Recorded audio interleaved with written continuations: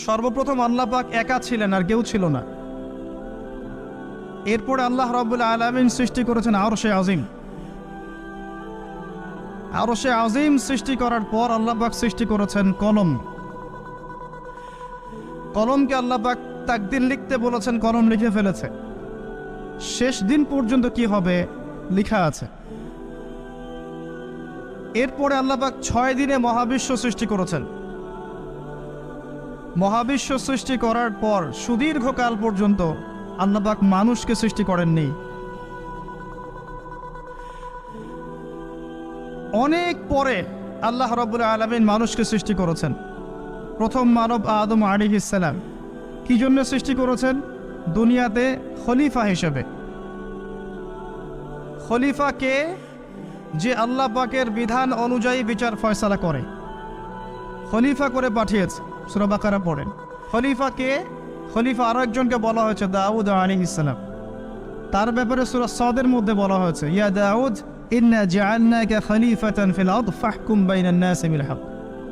হে দাউদ, আমি তোমাকে খলিফা করেছি পৃথিবীতে, মানুষের মাঝে হকের মানদণ্ডে বিচার ফয়সালা করো, এটাই তোমার কাজ। ওয়ালা তাত্তাবিল হাওয়া, প্রবৃত্তির অনুসরণ করো না। যদি করো এটা তোমাকে আল্লাহর পথ থেকে দূরে সরিয়ে দিবে। নিশ্চয়ই যারা নিজেদের প্রবৃত্তির অনুসরণ করেছে তাদেরকে আল্লাহ পাক সরল পথ থেকে বিচ্যুত করে দিয়েছেন এবং তাদের জন্য কিয়ামতের মাঠে ভয়ঙ্কর শাস্তি অপেক্ষা করছে। দাউদ আলাইহিস সালামকেও আল্লাহ পাক খলিফা বলেছেন। খলিফার ফাংশন হচ্ছে আল্লাহ পাকের ওহী, এই হক এর মানদণ্ডে মানুষের মাঝখানে বিচার ফয়সালা করবে। যে ব্যক্তি এটা করবে সে ব্যক্তি আল্লাহর খলিফা এবং সে আরশের ছায়ায় ছায়া পাবে ইনশাআল্লাহ। যে করবে না সে আল্লাহর খলিফা নয়, বরং সে শয়তানের খলিফা। পরীক্ষার জন্য আল্লাহ রাব্বুল আলামিন আরেকটা ক্যারেক্টারকে রেখেছেন, তার নাম ইবলিস। আদম আলাইহিস সালামকে সৃষ্টি করার পরে আল্লাহ পাক প্রথমে জ্ঞান শিক্ষা দিয়েছেন। ওয়া আল্লামা আদামাল আসমাআ কুল্লাহা, সমস্ত নাম আমি আদমকে শিক্ষা দিয়েছিলাম। আদম আলাইহিস সালাম এই মহাবিশ্বের সবচেয়ে জ্ঞানী মানুষ। এই জ্ঞানী মানুষকে জ্ঞানের কারণে সম্মানিত করা হয়েছে, ফেরেশতাদের সামনে উপস্থাপন করা হয়েছে, বলা হয়েছে সিজদা করতে। ফাসাজাদু, সবাই সিজদা করেছে, ইল্লা ইবলিস, ইবলিস করে নাই। কেন করেনি? আবা ওয়াস্তাকবার। খালাকতানি মিন নার ওয়া খালাকতাহু মিন তিন, আমাকে সৃষ্টি করেছেন আগুন দিয়ে, তাকে মাটি দিয়ে। এই অহংকার ইবলিসকে সিজদা করতে নিষেধ করেছে। এখানে আমার জন্য শিক্ষা আছে যে আমরাও যদি অহংকারী হই, আমাদের জ্ঞান যদি আমাদেরকে অহংকারী বানায়, তাহলে সেটা জ্ঞান নয়। আমার দারুল উলুম থেকে সার্টিফিকেট থাকতে পারে, হৃদয়ের মধ্যে অহংকার থাকলে আমি জান্নাতে যেতে পারবো না, ফুল স্টপ। আর অহংকার কি? মানুষকে তুচ্ছ করা এবং সত্যকে প্রত্যাখ্যান করা। কারো জুতা সুন্দর হোক, গেট আপ সুন্দর হোক, এগুলো অহংকারের নিদর্শন নয়। অন্যকে তুচ্ছ তাচ্ছিল্য করা এবং আল্লাহর হকটাকে অস্বীকার করা, এটা হচ্ছে অহংকারের নিদর্শন। আবা ওয়াস্তাকবার, ইবলিস জ্ঞানী ছিল, আবেদও ছিল। একটা হুকুম লঙ্ঘন করেছে, আল্লাহর সাথে উল্টা কিয়াস করেছে। আমাকে সৃষ্টি করেছেন আগুন দিয়ে, তাকে মাটি দিয়ে, আপনি আমাকে সিজদা করতে বলছেন মানে আপনি ভুল করছেন, নাউযুবিল্লাহ। সে আল্লাহকে শেখাতে গিয়েছিল, আল্লাহ পাক তাকে মালউন করে দিয়েছেন, চিরস্থায়ী অভিশপ্ত জাহান্নামে, এবং ঘোষণা করে দিয়েছেন আল্লাহ সুবহানাহু ওয়া তাআলা, যে ইবলিসকে ফলো করবে, যে বা যারা ইবলিস এবং তার অনুসারীদেরকে ফলো করবে, তারা সবাই জাহান্নামে যাবে। সূরা আরাফ 179, ওয়া লাকাদ যারানা লিজাহান্নামা কাসীরাম মিনাল জিন্নি ওয়াল ইনস। এখানে অনেক উলামায়ে কেরাম আছেন, আমার কথাগুলো তারা খুব ভালো বুঝবেন এবং তারা এই ব্যাপারটা স্বীকার করবেন। সহিহ বুখারীতে 4 বার একটা হাদিস এসেছে, আদম আলাইহিস সালামকে ডেকে বলা হবে, তোমার সন্তানদের মধ্য থেকে জাহান্নামীদেরকে আলাদা করে দাও। তিনি জিজ্ঞাসা করবেন কতজন? আল্লাহ বলবেন প্রতি 1999 জন। প্রতি 1999 জন।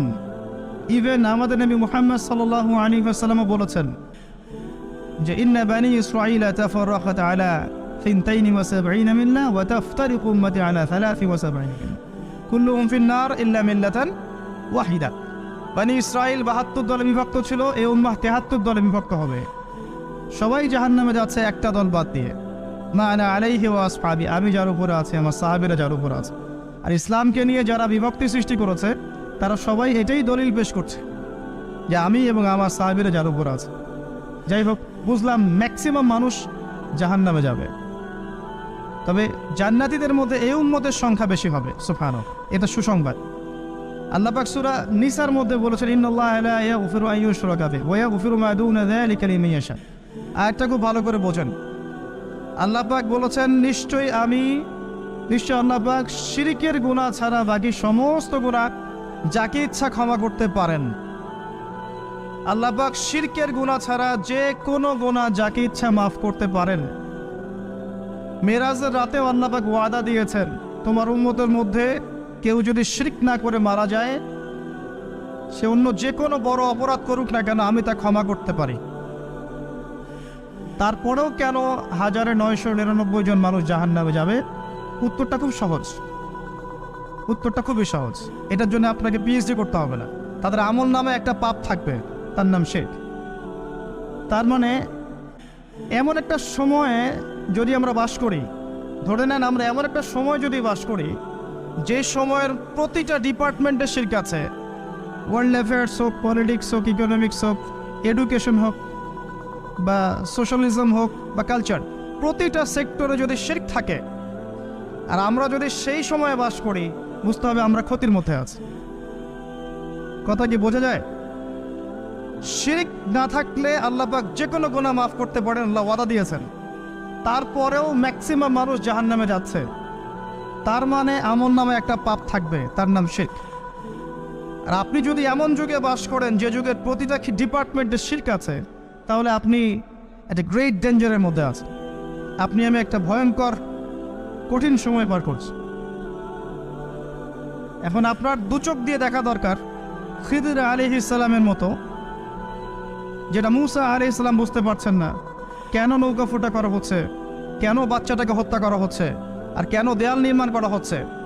কিন্তু খিদির আলাইহিস সালাম আল্লাহর নূর দিয়ে দেখছেন, তিনি বুঝতে পারছেন। যদি খিদির আলাইহিস সালামের মতো আপনি দূরদর্শী সম্পন্ন হতে পারেন, বা আমি হতে পারি, তাহলে আমরা ধরতে পারবো যে হ্যাঁ, এখনকার প্রতিটা ডিপার্টমেন্টের মধ্যে শিরক আছে, আর আমরা সেই যুগে বাস করছি। তারপরেও আমাদের ওঠা বসা চলাফেরা দেখলে মনে হয় আমরা জান্নাতের সার্টিফিকেট পেয়ে গেছি। কারো কারো মনোভাব এমন, জান্নাত, আমি জান্নাতের ডিলার, তোমার লিজ লাগলে নিয়ে যাও। অনেকে ভাবখানে এমন। আসেন প্রসঙ্গে আসি। ইবলিস সেজদা করে নাই, আর আদম আলাইহিস সালামকে সম্মানিত করা হয়েছে শুধুমাত্র জ্ঞানের কারণে, দৈহিক গঠনের কারণে নয়। এই উম্মার এখন সবচেয়ে বড় সমস্যা হচ্ছে জ্ঞান শূন্যতা, এবং জ্ঞানী মানুষদের দিন দিন মৃত্যু হচ্ছে। এটা শেষ জামানার আলামত। আলেমদের সংখ্যা দিন দিন কমতে থাকবে। আমার মতো মানুষকে বসে কথা বলতে হবে, আর যার ছবি তোলার জন্য আপনি ব্যস্ত হয়ে যাচ্ছেন। এটা শেষ জামানার সাইন যে আলেমদের সংখ্যা দিন দিন কমতে থাকবে, এবং জাহেলদের সংখ্যা বাড়তে থাকবে। মানুষ অগণিত জাহেলের দাসত্ব শুরু করবে, তাদেরকে আলেমের আসনে নিয়ে আসবে, তাদের কাছে ফতোয়া চাবে, তারা নিজেরাও ভুল পথে যাবে, মানুষকেও ভুল পথে নিয়ে যাবে। নিজেকে দিয়েই বুঝি, মানুষের দিকে আঙ্গুল তোলার প্রয়োজন নাই। আল্লামা তাকী উসমানী দামাত বারাকাত একটা বই লিখেছেন, তাজকিয়া ও আত্মশুদ্ধি, বইটা পড়বেন সবাই। একটা মাত্র আয়াতকে কেন্দ্র করে লিখেছেন, ইয়া আইয়ুহান্নাযীনা আমানু আলাইকুম আনফুসাকুম লা ইয়াদুররুকুম মান দাল্লা ইন ইহতাদাইতুম ইলাল্লাহি মারজিউকুম জামিআন ফায়ুনাব্বিউকুম বিমা কুনতুম তা'মালুন।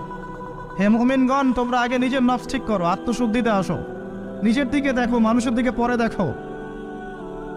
আমি নিজের দিকে দেখেই বলছি, যদি আমাকে এভাবে কথা বলতে হয় তাহলে উম্মার কি দুরবস্থা আমি তো নিজেই বুঝতে পারছি। কয়টা যুব সমাজের মধ্যে ছেলে পাবেন যারা এখন আলেম হতে চায়, বড় আলেম হতে চায়, যে কোরআন সুন্নাহকে নিয়ে আমি গবেষণা করব এবং অন্যান্য উপকারী জ্ঞানগুলো শিখব, দুনিয়ার ফিকির করব না, আমি দিনের পতাকা হাতে নিয়ে আল্লাহর পথে দাওয়াত দিব। কয়জন যুব সমাজ চিন্তা করে না? ফিকির পড়ে আছে, একটা মেয়েকে বিয়ে করবে, একটা চাকরি, একটা বাড়ি করতে হবে, একটু জমি কিনতে হবে, একটা জায়গা জমি করতে হবে, একটা পলিটিক্যাল স্ট্যাটাস দরকার, শেষ বয়সে আমার সন্তান আমাকে দেখবে না, আবার ইত্যাদি ইত্যাদি। কে ফিকির করছে উম্মা নিয়ে? চোরা বাড়িতে ডুবছে উম্মা, আর গা ঝাঁকা দিচ্ছে যে আমাকে কেউ বের করো, আমাকে কেউ বের করো। আশপাশের মানুষগুলো বলছে নড়াচড়া করেন না, নড়াচড়া করলে আরো ডুবে যাবে। আসেন মূল জায়গায় আসি। জ্ঞানের কারণে আমরা সম্মানিত হয়েছি। এখন এই জ্ঞান চর্চার দিকে প্রথমে মনোনিবেশ করেন, এটা প্রথম নসিহত। প্রচুর পড়াশোনা করতে হবে আমাদেরকে। একদিনের প্রোটেস্ট্যান্ট ভার্সনে মুসলিম হলে চলবে না, প্রচুর পড়াশোনা করতে হবে। এখন জ্ঞানতাত্ত্বিকভাবে আমরা অনেক পিছনে পড়ে গেছি, প্রচুর পড়াশোনা করতে হবে, এখনো কিছুই জানি না। যত দিন যাবে, যত আপনি পড়বেন এবং আল্লাহওয়ালা মানুষের সোহবতে যাবেন, আপনি ফিল করবেন আপনি কিছুই জানেন। আর যত কম পড়বেন, ছোটি ছোটি বই পড়বেন আর মুফতি হয়ে যাবেন, মনে হবে আমি অনেক জানি। ওই আলেমের ওইটা ঠিক নাই, ওই আলেমের ওইটা ঠিক নাই, ওই দলের অমুক ঠিক নাই, মানে সমালোচনার নোবেল দেওয়া দরকারিকে সমালোচনায়। যত কম জানবেন মনে হবে আমি অনেক জানি। যত জ্ঞানী মানুষদের কাছে যাবেন, বসবেন, মোসাফা করবেন, চিন্তাভাবনা শেয়ার করবেন, বুঝবেন যে আপনি কিছু জানেন।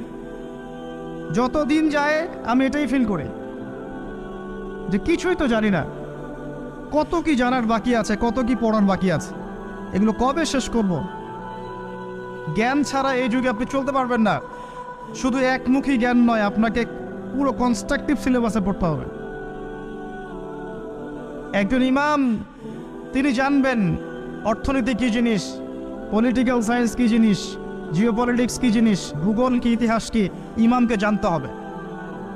একজন ডক্টরকে জানতে হবে কোরআন কেমন করে পড়তে হয়, প্রয়োজনে হাদিসের ইবারত কেমন করে পড়তে হয়, ফরজ ওয়াজিব সুন্নাত মুস্তাহাব কোনটা কি, ফিকহের মৌলিক বিষয়গুলো কি, আকীদা কি জিনিস, সুন্নত কি, শিরক কি, তাওহীদ কি, বেদাত কি, একজন ডক্টরকেও জানতে হবে। তখন হবে পুরো সামগ্রিক সিলেবাসে পড়াশোনা, আদারওয়াইজ হবে না। আমরা এই জায়গায় একটা শূন্যতায় ভুগছি। পড়াশোনা করেন, আল্লাহর ওয়াস্তে পড়াশোনা করেন এবং আত্মশুদ্ধি অর্জনের চেষ্টা করেন। এটা তখনই সম্ভব হবে যখন আপনি জানা অনুযায়ী আমল করবেন এবং আত্মশুদ্ধিওয়ালা মানুষদের কাছে যাবেন। এই চেয়ারে যারা বসে ওয়াজ করে চলে গেছেন, এখানে বসার যোগ্যতাও আমার নাই। ওমর রাদিয়াল্লাহু আনহু যখন খেলাফতের দায়িত্ব পেয়েছেন, সিঁড়ি আছে মেম্বরে, তিনি প্রথমে উপরের সিঁড়িতে উঠে গিয়েছেন। কিছুক্ষণ পর হঠাৎ তার কি জানি মনে হলো, তিনি আস্তাগফিরুল্লাহ পরে আস্তে আস্তে নিচের সিঁড়িতে নেমে আসলেন।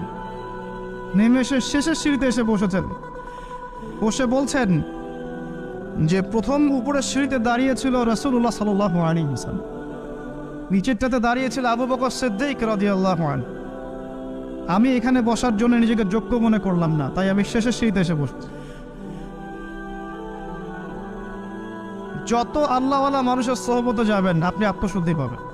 তাদের সোহবতে যান যাদের ভিতর অহংকার নাই, তাদের সোহবতে যায়েন না যাদের ভিতর জ্ঞানের অহংকার আছে। সৎস্বর্গে আপনি স্বর্গবাস পাবেন, যদিও স্বর্গ শব্দের সাথে আমরা একমত নই, এটা হবে জান্নাত।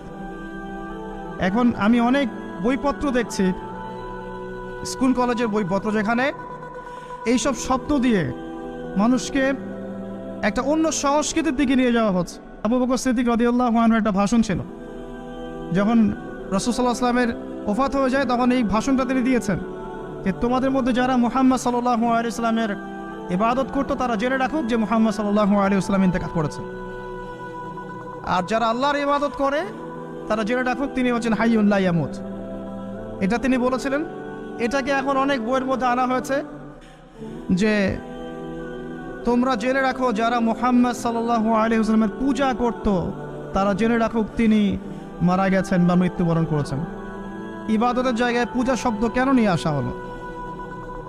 আর যারা আল্লাহর পূজা করে তারা জেনে রাখুক যে আল্লাহ অমর। এইসব শব্দের কি দরকার আছে? যে শব্দ যে অনুবাদ সেটা আনতে হবে। তো